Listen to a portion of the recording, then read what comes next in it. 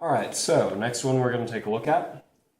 Water flows at 0.61 meters per second through a hose with a diameter of 3 centimeters. At the end of the hose is a nozzle with a diameter of 0.3 centimeters. At what speed does the water pass through the nozzle? We also note that 1 atmosphere is 101,325 pascals.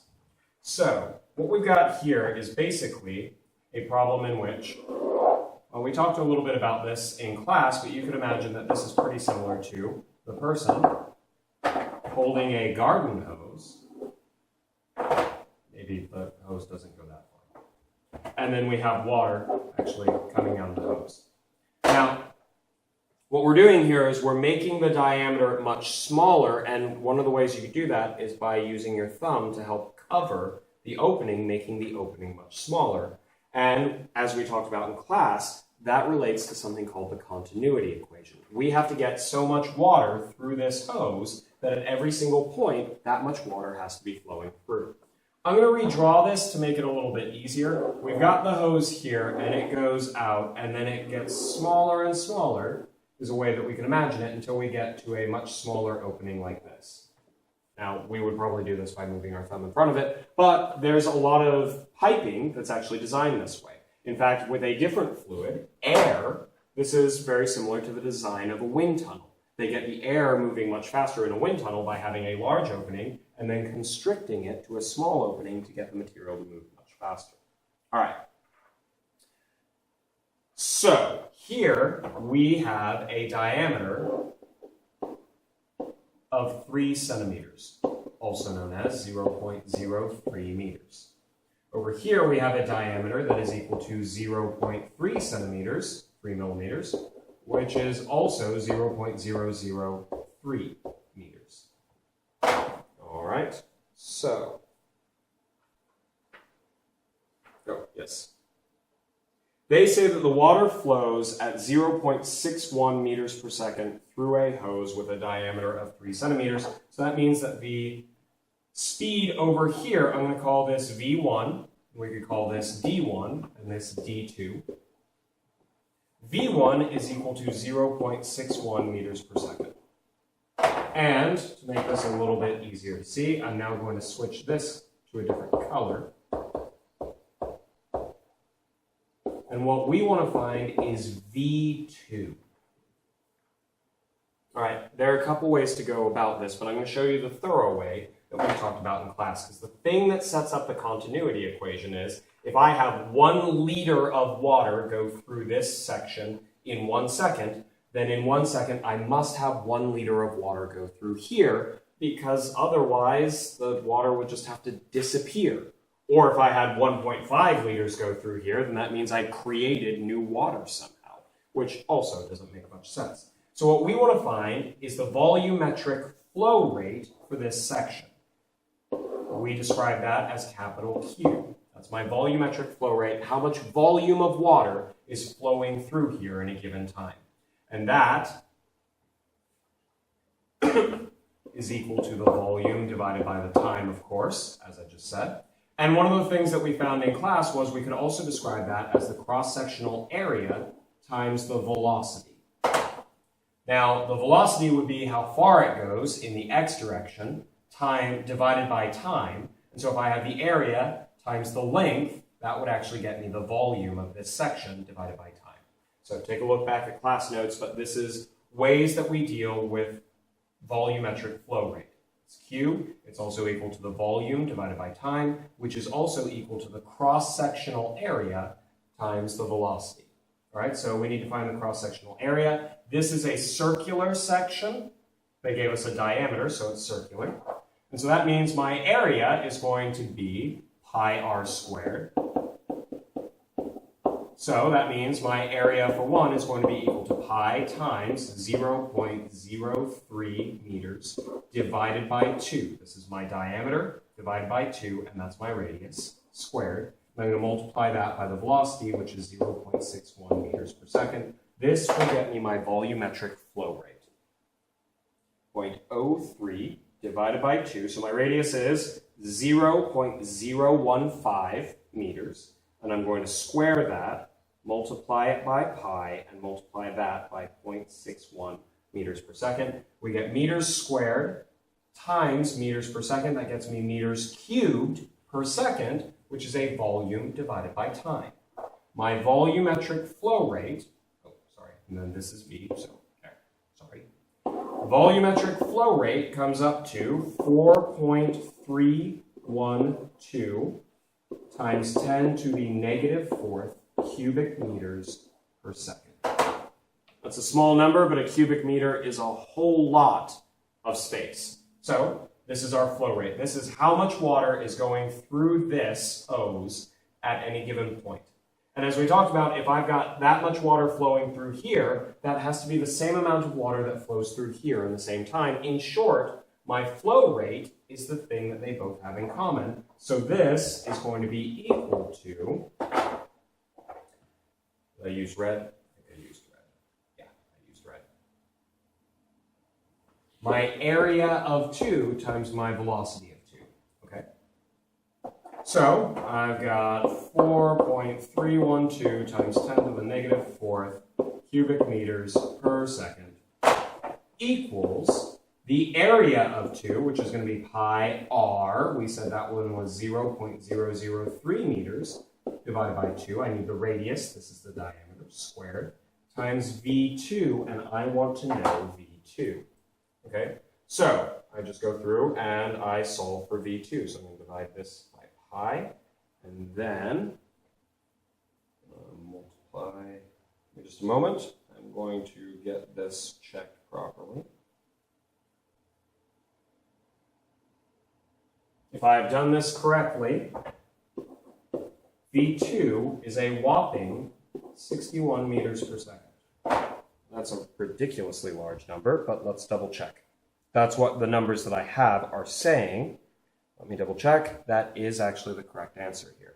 Now, this is actually a laughably large number. 61 meters per second is about 130, 140 miles per hour. So this is probably a very ridiculous outcome. However, it is what we've actually got, and it's based on these numbers. Now, in reality, we wouldn't actually have a hose that goes from 3 centimeters diameter to something as small as that. That would probably be really difficult and bring in a few other problems that we're ignoring. Complicated physics stuff, but that's okay. But this is what the numbers actually show us, and we can see that if we take a large area and we bring it down to a small area, we can take a very small velocity, 60 centimeters per second, roughly, so that's about walking speed, I'd say, and we can turn it into something very fast, 120 some odd miles per hour. As I mentioned at the beginning of this is the sort of thing that they use in a wind tunnel to take just kind of a regular fan speed and turn it into gale force winds, at least in a small area. Part of that is wind tunnels don't usually have an area this small, and so they have to be designed that way. The numbers on this one are a little bit ludicrous, but that's just because we've kind of gone to an extreme on this one. That's okay. The principle is still the same. We can find our volumetric flow rate, and then we can use that with the continuity equation. And the continuity equation basically says we can't create new water and we can't destroy any water. It's got to go somewhere. All right. Next question is, if the pump at one end of the hose and the nozzle at the other end are at the same height, in other words, that's why I redrew it like this, because that's not quite what we would have here. But if we have this, we've got a pump over here and we've got a nozzle over here. Let's see, and if the pressure at the nozzle is 1.2 atmospheres, so the pressure over here equals 1.2 atmospheres. I know we don't usually use that in class, but it is a standard unit. You've probably seen it on some of the other problems. What is the pressure at the pump? In other words, what they want to know is, this is pressure 2 at this point over here. They want to know what pressure 1 is at the pump. Okay, before this, they give us information about the height. We're going to use Bernoulli's equation. Bernoulli's equation says that the pressure at the pump plus 1/2 rho v squared at the pump plus 1/2, or I'm sorry, not 1/2, but rho gh will be equal to the same thing at the nozzle. 1/2 rho V2 squared plus rho GH2. Now this, like we saw before, the two H's are going to be the same, so if I put in 1 meter, maybe 1 meter above the ground, and you're welcome to check this, you're going to find that this comes up to a number and this comes up to the same number, so they're actually going to subtract each other off. Now, if they were at different heights, if one was at 0 and the other was at 1, we'd put in 0 for one of them and 1 for the other. But in this case, they happen to be at the same height, so these disappear. If they were at different heights, put in the heights that they're at. Maybe one of them at 0 and the other one however much higher above it, or vice versa. Regardless, we get the following. Pressure 1 plus 1/2 rho V squared. Well, rho, we're dealing with water, so that's going to be 1,000 kilograms per cubic meter times V1 squared. Well, we know how fast it's going there. They said that it was 0.61 meters per second, quantity squared. It's going to be equal to our pressure over here at the nozzle. They said that the pressure at the nozzle is 1.2 atmospheres. Well, 1.2 atmospheres times 1 atmosphere is 101,325 pascals. My atmospheres cancel out. I want to convert this into pascals. So 1.2 times 101,325 equals 121,590 pascals.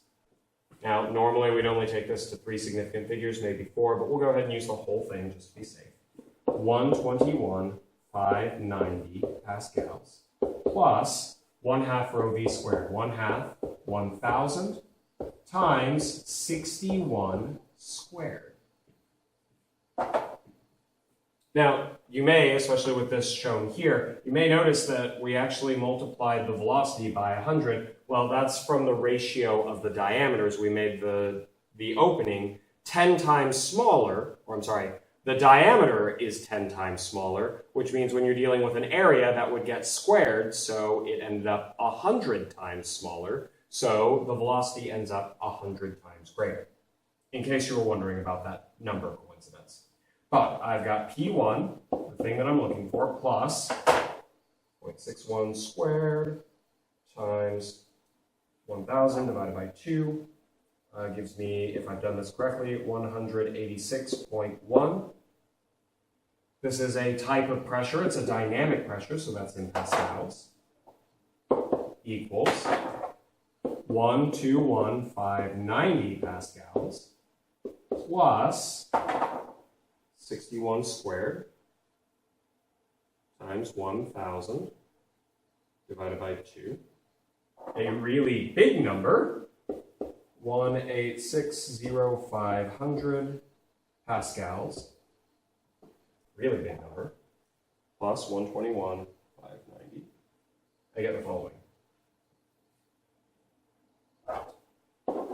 Pressure 1 plus 186.1 pascals equals 1,982,000, technically 0.90 pascals. I subtract off the laughably small 186.1, not that I think it's going to have any effect on there, and the numerical value that I'm getting is an incredibly large 1,981,904, but I'm just going to call it there. So 1.9 million, which is very large. Oh, and let me guess, they want this answer in atmospheres. Where did that go? Oh, give me just a moment. Part 2.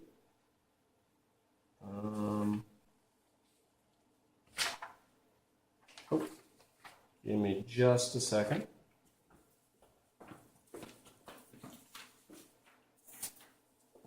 Okay. Yes, they want the answer in atmospheres, so we're almost done.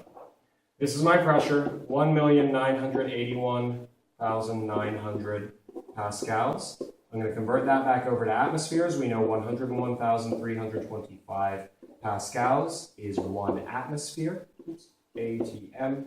My pascals are going to cancel out. So we're getting a little bit of practice converting units here.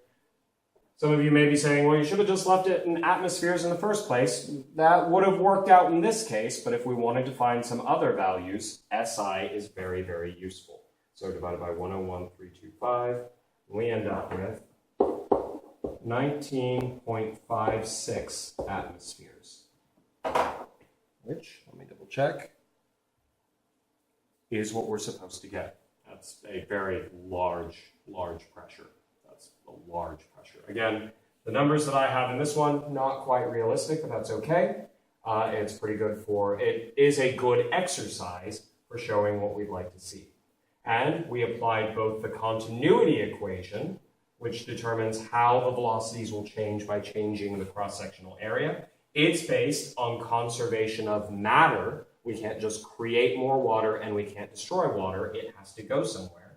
And then, to solve the other part, we use Bernoulli's equation, which is based off of conservation of energy. In short, all of these things that we're able to come up with solutions for are based off of conservation laws. I mentioned those were very important in the universe, and here's a good example of where we apply them. All right.